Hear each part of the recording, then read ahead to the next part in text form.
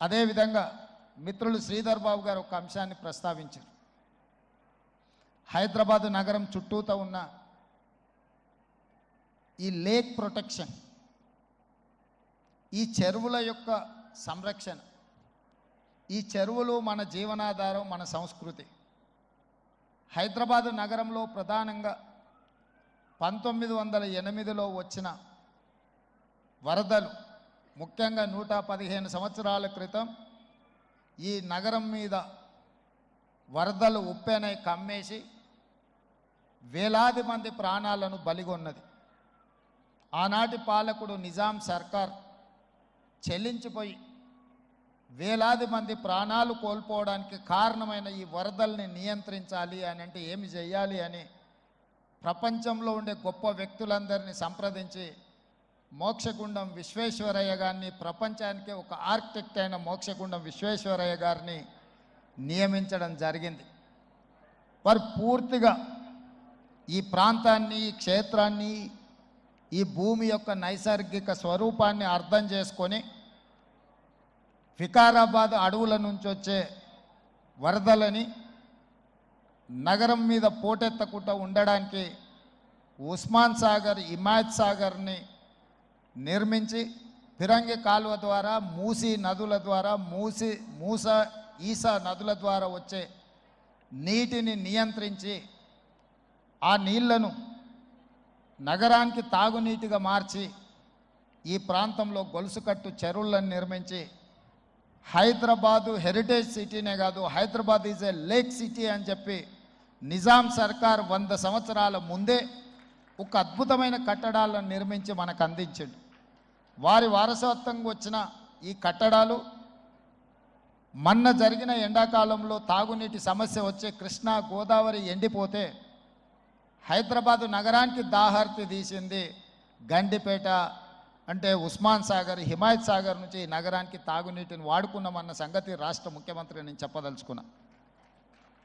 ఈ ప్రజలకు, కోట్లాది మంది దాహార్తిని తీర్చే ఈ యొక్క చెరువులను శ్రీమంతులుగా, గొప్ప వ్యక్తులుగా ఉన్న వాళ్ళు వాటి పక్కనే ఫామ్ హౌజుల పేరు మీద నిర్మించుకొని వాళ్ళ డ్రైనేజ్ కాలువలు తీసుకెళ్ళి గండిపేటలో కలిపినారు. నేను ఇక్కడ వేదిక మీద ఉన్న పెద్దలతో పాటు ఇక్కడ వచ్చిన భక్తులను నేను ఒకటే మాట అడగదలుచుకున్నా. ఇవాళ వాళ్ళ విలాసవంతమైన జీవితం కోసం నిర్మించుకున్న ఫామ్ హౌజుల నుంచి వచ్చే డ్రైనేజ్ గండిపేటలో హిమాయత్ సాగర్ తాగునీటిలో కలిపితే ఆ నీళ్లు హైదరాబాదు నగరానికి తాగడానికి సరఫరా చేస్తుంటే వాళ్ళు నిర్మించిన అక్రమ నిర్మాణాలను వదిలేస్తే ఇక నేను ప్రజాప్రతినిధిగా విఫలమైనట్ట కాదా మీరు ఒక్కసారి ఆలోచన చేయండి.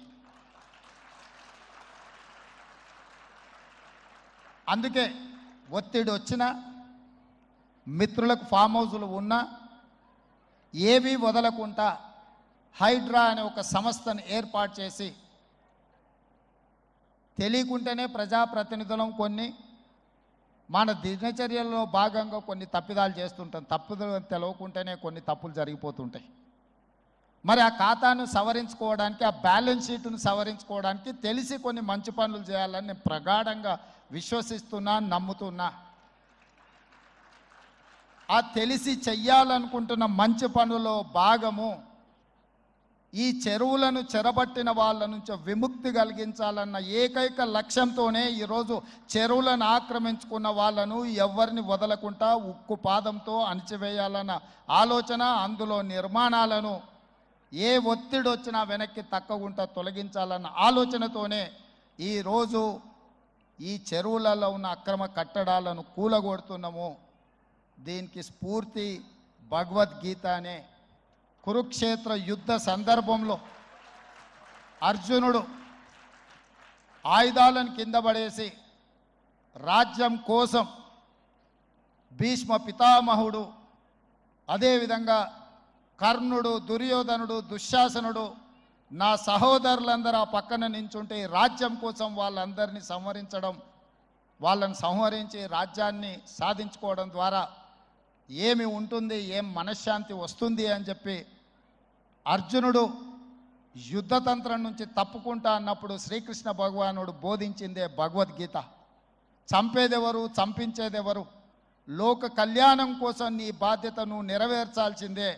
ధర్మం బ్రతకాలి, అధర్మం ఓడాలి అంటే నువ్వు యుద్ధం చెయ్యాల్సిందే అనే యుద్ధ నీతిని ఆ రోజు అర్జునుడికి బోధించింది శ్రీకృష్ణ భగవానుడు. ఇవాళ ఆ శ్రీకృష్ణ భగవానుడి బోధనానుసారమే ఈరోజు ఈ చెరువులను కాపాడే కార్యక్రమాన్ని నేను తీసుకుంటున్నా. నాకు తెలుసు ఈ చెరువులలో నిర్మాణమైన విలాసవంతమైన ఫామ్ హౌజులు ప్రభుత్వాన్ని ప్రభావితం చేయగలిగిన స్థానాలలో ఉన్న చాలామంది వ్యక్తులు ఉన్నారు. ప్రత్యక్షంగా ప్రభుత్వంలో భాగస్వాములు అయి ఉండొచ్చు, లేకపోతే ఈ సమాజం మీద బాగా ప్రభావితం చేయగలిగిన వ్యక్తులు ఉండొచ్చు. కానీ వాటన్నిటినీ నేను పట్టించుకోదలుచుకోలే. ఇది భవిష్యత్ తరాలకు, ఇది రాజకీయాలకు సంబంధం లేదు. నేను స్పష్టంగా చెప్పదలుచుకున్నా. రాజకీయాల కోసమో లేకపోతే రాజకీయ నాయకులను కొంతమందిని దృష్టిలో పెట్టుకొని చేపడుతున్న కార్యక్రమం కాదు ఇది. భవిష్యత్ తరాలకు, మన పిల్లలకు, వాళ్ళ పిల్లలకు వారసత్వంగా మనం అందించే సంపద ఈ సరస్సులు, ఈ నదులు, లేకపోతే ఈ రోజున్న ఈ చెరువులు. ఈ ప్రకృతి సంపదను మనం విధ్వంసం చేస్తే ప్రకృతి మన మీద కక్ష కడుతుంది. ప్రకృతి మన మీద ప్రకోపిస్తే మనం చెన్నైలో చూసినాం, అదేవిధంగా ఉత్తరాఖండ్లో చూసినాం, నిన్నగాక మొన్న వాయనాడు మనం కేరళలో చూసినాం. ఈరోజు ఇలాంటివన్నిటిని దృష్టిలో పెట్టుకున్నప్పుడు ఈ హైదరాబాదు నగరాన్ని రక్షించుకోవాల్సిన బాధ్యత మన అందరి మీద ఉన్నది. ఇది ఒక సుందరమైన నగరం. ఈ నగరానికి ఈ చెరువులే ఒక అందం. ఈ చెరువులను కాపాడే బాధ్యత ఈ ప్రభుత్వం తీసుకుంటుంది. ఎవరు ఏమనుకున్నా, ఎవరు ఏ ఒత్తిడి తెచ్చినా వాటన్నిటిని పక్కన పెట్టి చెరువులను ఆక్రమించుకున్న వాళ్ళ భరతం పడుతుంది ఈ ప్రభుత్వం అని చెప్పి నేను ఈ సందర్భంగా తెలియదలుచుకున్నా. ఆనాడు కురుక్షేత్రంలో ధర్మం వైపు శ్రీకృష్ణుడు, అర్జునుడు నిలబడ్డందుకే ఈరోజు ఆ ధర్మం అనేది కాపాడింది. వాళ్ళు ధర్మాన్ని కాపాడితే ధర్మం మనల్ని కాపాడింది. ఈరోజు మనం చేస్తున్న పని కూడా అలాంటిదే. మీ అందరి సహకారం ఉండాలి. అదేవిధంగా నిర్వాహకులకు ఈరోజు విద్యకు సంబంధించి లక్షలాది మంది నిరుపేద విద్యార్థులు, ఎస్సీ, ఎస్టీ, బీసీ, మైనారిటీ, ఆర్థికంగా వెనుకబడిన వాళ్ళు ప్రభుత్వ పాఠశాలల్లో చదువుకుంటున్నారు.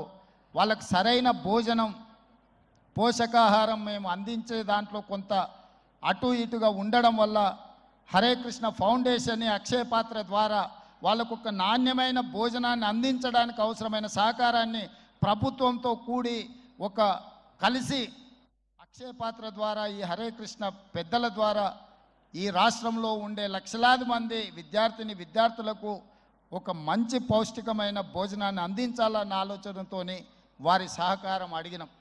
విద్య, వైద్యము మా ప్రభుత్వం యొక్క ప్రాధాన్యత. ఇవాళ గ్రామీణ ప్రాంతాల నుంచి వైద్యం కోసం హైదరాబాదులో ఉస్మానియా, గాంధీ, నిజాం, అదేవిధంగా క్యాన్సర్ హాస్పిటల్స్కి సుదూర ప్రాంతాల నుంచి పేదవాళ్ళు వస్తున్నారు.